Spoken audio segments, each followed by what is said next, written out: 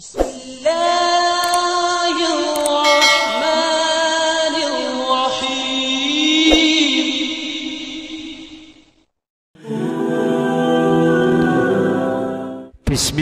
alhamdulillah.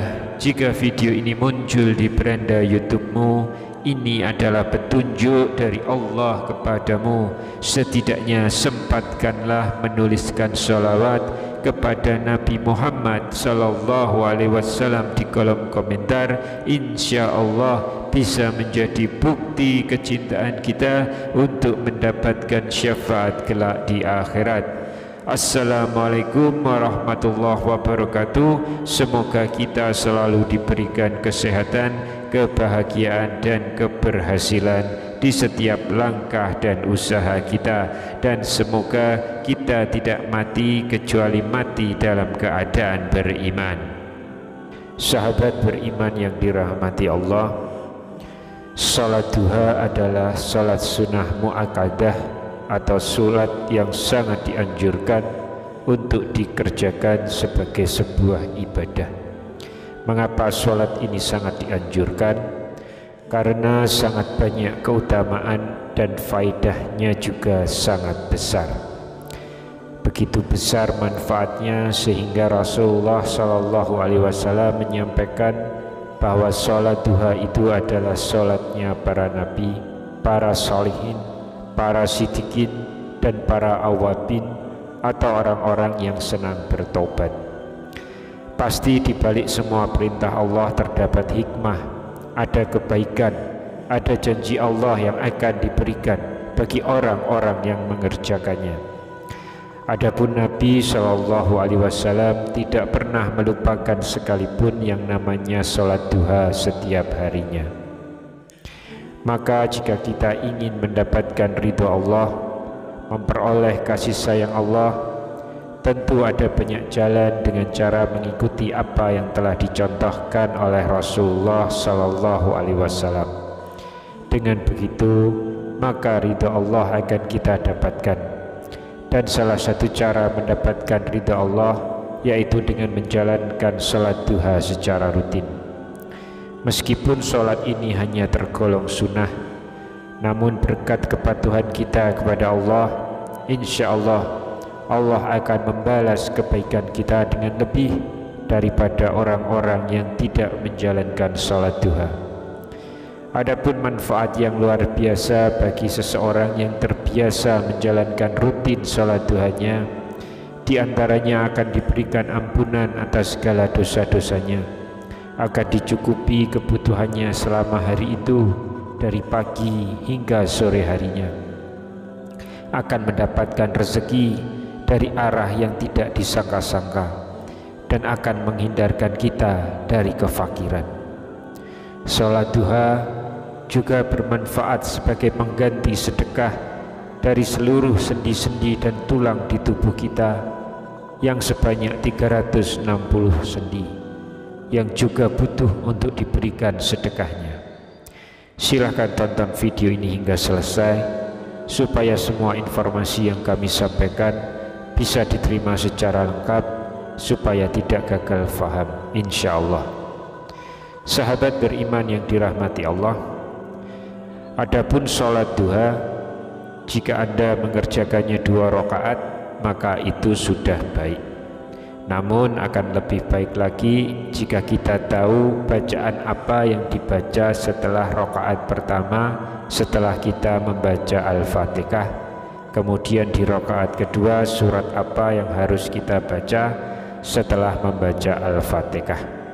Mengenai hal ini, maka sebagai muslim kita harus mencari rujukan yang terbaik, dan cara yang terbaik adalah dengan mengikuti petunjuk dari Rasulullah Sallallahu Alaihi Wasallam melalui hadis-hadis yang sesuai dengan kaidah Islam.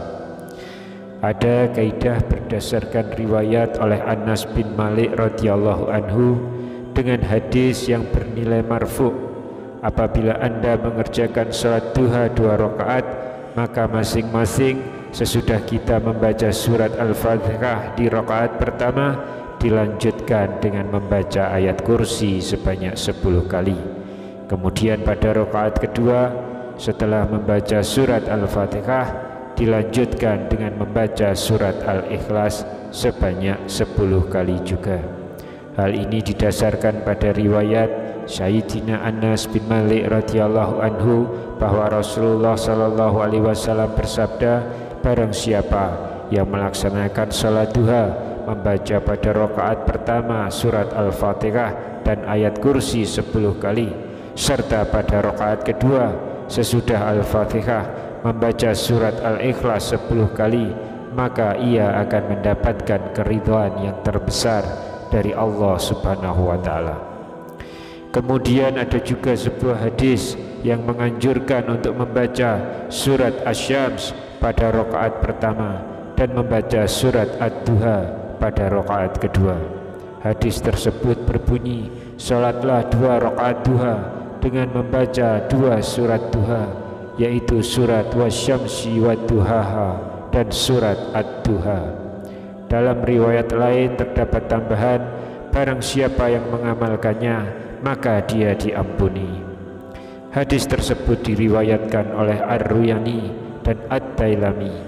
Hadis ini juga disebutkan oleh Al-Hafiz Ibnu Hajar dalam Fathul Bari Syarh Sahih Bukhari. Namun berdasarkan penjelasan dari Syekh Al-Albani bahwa hadis tersebut adalah palsu. Oleh karena itu dapat ditarik sebuah kesimpulan bahwa hadis yang menganjurkan sholat duha dengan bacaan tertentu adalah hadis dhaif. Artinya tidak ada anjuran untuk mengkhususkan sholat duha dengan bacaan tertentu, baik di rakaat pertama, rakaat kedua maupun doa setelah sholat duha. Oleh karena itu, karena hadis yang dijadikan dasar untuk menetapkan surat atau ayat-ayat tertentu adalah hadis palsu, maka tidak selayaknya dijadikan pegangan untuk mengkhususkan bacaan tertentu dalam sholat duha. Karena hadis palsu bukanlah sabda Nabi Shallallahu Alaihi Wasallam, sementara mengkhususkan bacaan tertentu untuk ibadah yang sifatnya umum atau tidak ditentukan bacaannya, padahal tidak ada dasarnya, termasuk salah satu perbuatan bid'ah. Wallahu alam. Sahabat beriman yang dirahmati Allah, Asy-Syaikh Ibnu Baz rahimahullah pernah ditanya tentang bacaan surat Asy-Syamsi dan Ad-Duha ketika salat duha, dan beliau menjawab, adapun yang sesuai sunnah, engkau membaca surat yang mudah menurutmu setelah membaca Al-Fatihah. Dalam bacaan tersebut tidak ada batasan tertentu, karena yang wajib hanya Al-Fatihah, sedangkan tambahannya adalah sunnah. Maka jika setelah Al-Fatihah engkau kemudian membaca surat Asy-Syamsi, Al-Lail, Ad-Duha, Al-Insyirah dan surat-surat yang lain, misalkan ayat kursi atau Al-Ikhlas, ini adalah sesuatu yang baik. Wallahu a'lam bishawab. Demikian yang bisa saya bagikan pada kesempatan kali ini. Semoga pembahasan ini dapat memberikan manfaat untuk kita semua.